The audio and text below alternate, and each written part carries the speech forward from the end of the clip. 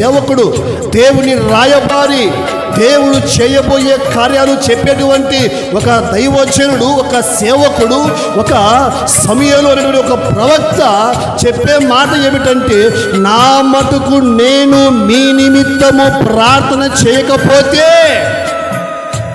ఏం చేయకపోతే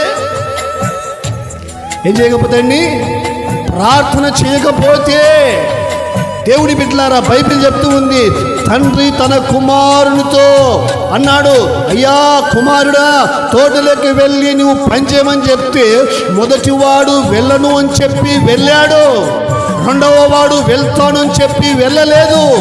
దీన్ని మనము ఆలోచన చేసే విధానం ఏమిటంటే, ధ్యానం చేసే విధానము, దేవుడి యొక్క బిడ్డలారా, నీవు చేయను అని చెప్పి నువ్వు తర్వాత మనసు మార్చుకొని దేవుని సన్నిధిలో ప్రార్థన చేస్తే, దేవుని సన్నిధిలో దేవుని పని చేస్తే, దేవుని సన్నిధిలో దేవుని సేవలో పాల్పంపులు పొందితే, దేవునికి నీవు ఇష్టమైన కుమారునివే. గట్టిగా చప్పట్లు కొట్టండి.